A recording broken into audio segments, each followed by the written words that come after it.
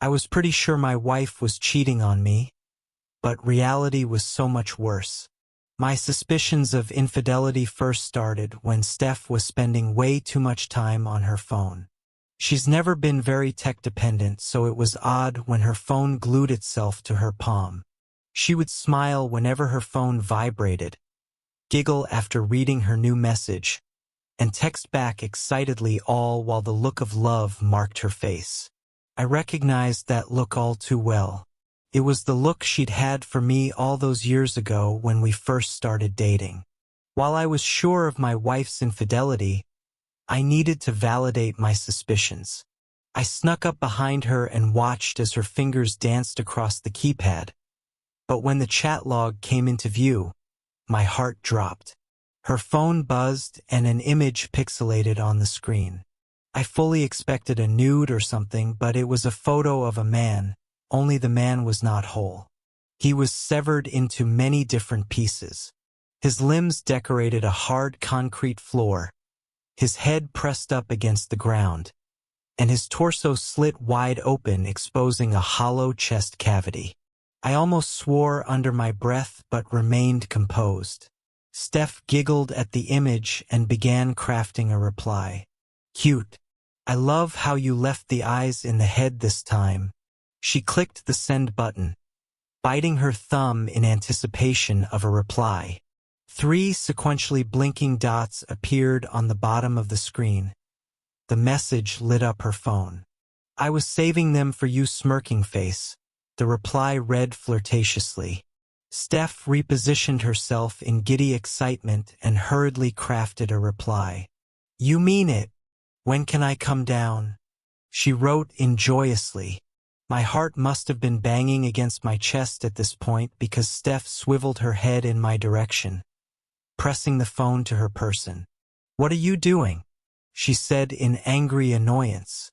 I had so many questions festering on the end of my tongue, but my mind sputtered, still trying to come to terms with my wife's horrific messages. I just stood there frozen like some shock-stricken fool. Steph, however, filled the empty air with a violent reprimand. "How dare you violate my personal space? You're an inconsiderate asshole. I can't believe you," she spat out in fury. Her open palm smacked across my cheek, snapping me out of my bewilderment. When my eyes refocused on Steph, I saw a bloodthirsty rage stewing behind her pupils. I tried to say something, anything, but what can you say when your wife is texting with Jeffrey Dahmer?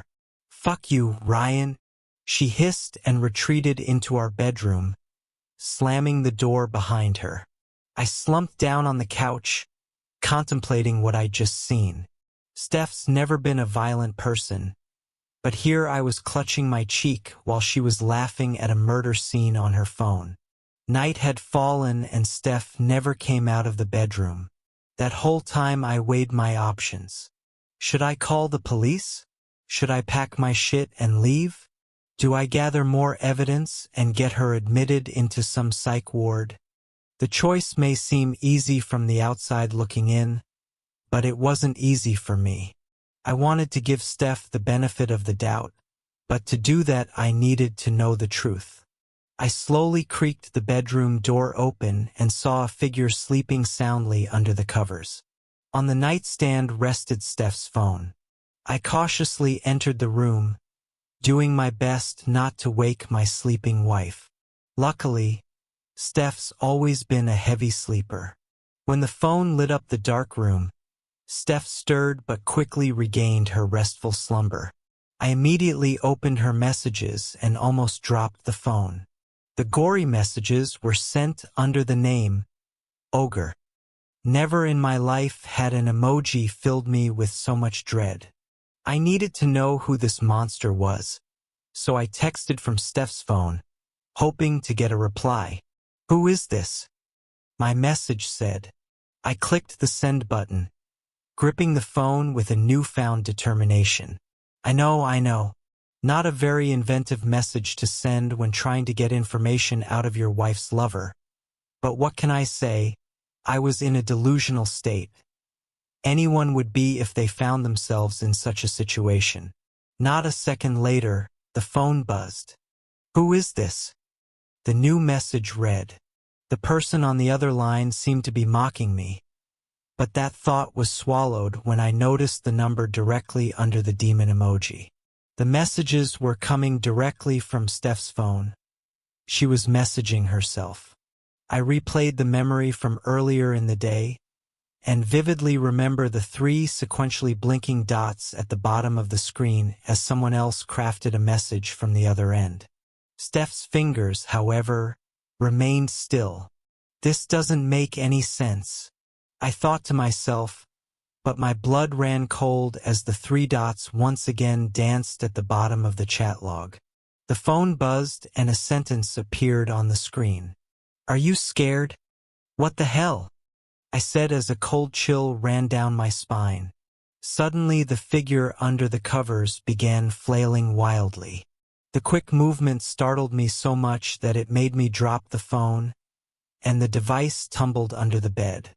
"Steph," I called out apprehensively at the figure under the sheets, but there was no response, only more frantic thrashing. "Honey, are you okay?" I said with a quivering lip. I grasped the edge of the blanket and yanked it off my wife, but when the figure came into view, Steph was nowhere to be found, but a familiar face did greet me with a smile.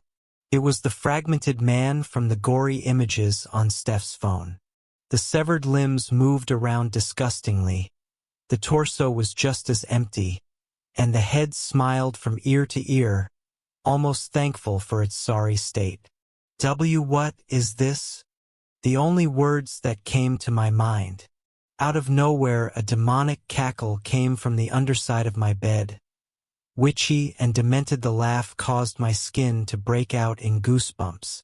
I instantly took a step back, but a hand darted out from under the bed frame and grasped my ankle. In the dark, the hand looked gnarled, but I noticed a familiar wedding ring on one of the fingers.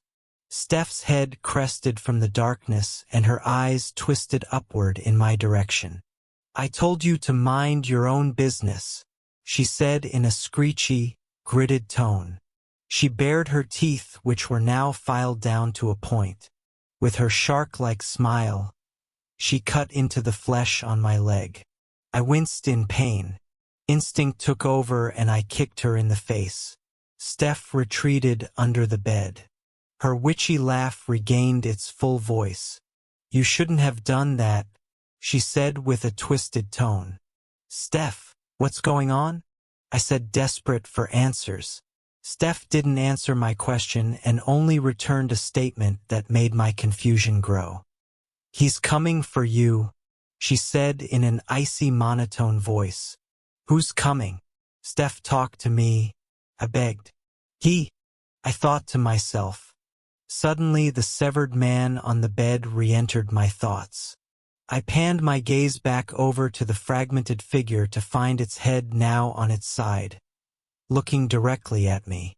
His eerie smile was just as wide, his limbs just as mangled.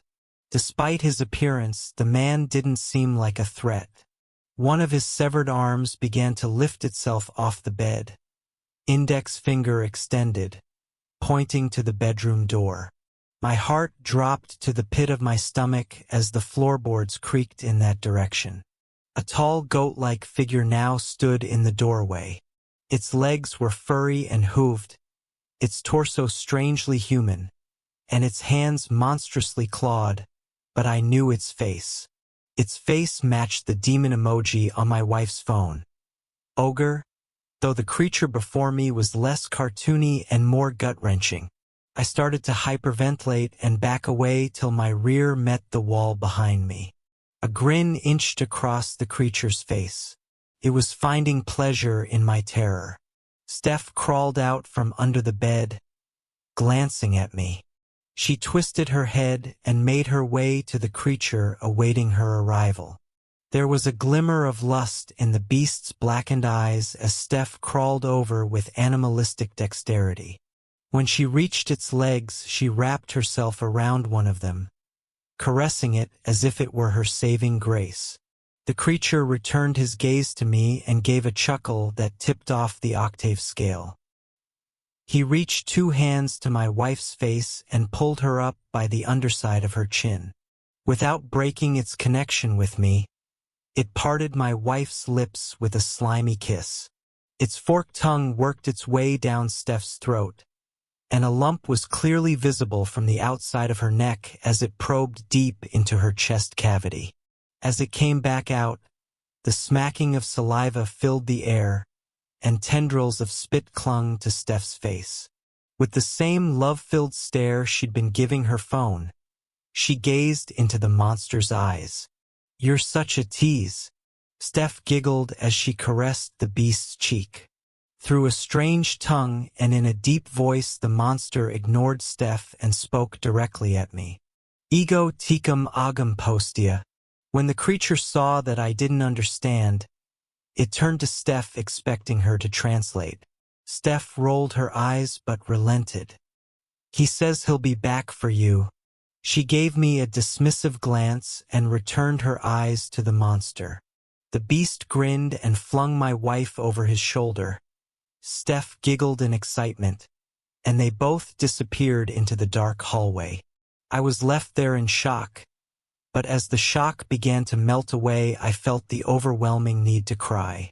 Tears streamed down my face, but I was unsure what emotion I was feeling. Was it fear or sadness? I didn't know. I had almost forgotten about the severed man on my bed, but my attention quickly returned to him as his mangled body began seizing. I watched as the man's eyes rolled to the back of his head and foam spilled out of his mouth. As fast as it all started, the man was still. I cautiously approached, expecting the man to lunge as I neared, but as I looked at his face, the color had drained from his head. I was sure he wasn't coming back this time. Morning came and I was still in my bedroom, afraid to leave in fear of the beast coming for me. But eventually I gained the courage and searched the house. Everything seemed normal for the most part, except for one thing. In all of our photos that decorated the house, Steph had disappeared. It was only me. I checked her closet and everything was missing. Her contact on my phone had even vanished. The more I searched, the more I realized Steph's existence had been wiped from reality. But the one thing I wished had disappeared still lay in my bed: the severed man. I thought about calling the police, but how was I supposed to explain a chopped-up body in my bedroom? Was I supposed to blame it on my wife, who seemed to no longer exist? Would I tell them that a devilish monster was their true suspect? No. No one would believe me. I decided to wrap him up in a rug and bury him in the backyard. When he was planted in the soil, I placed a little tree on top of the grave, hoping it would dissuade anyone from digging there. As impossible as it seems, I tried to forget about the whole ordeal. I guess it was a trauma response, trying to deny that it all happened. But earlier this morning I received a message from an unknown number that shoved the bad memories back into my throat. "I'll be there soon, Ogre," the message said. "I'm on edge all the time now. Every strange sound causes me to panic. I'm scared to check any message that comes into my phone. I've been hearing the clattering of hooved feet on my floorboards. It's toying with me, I know it. I need help. I'm scared shitless. What the hell do I do?"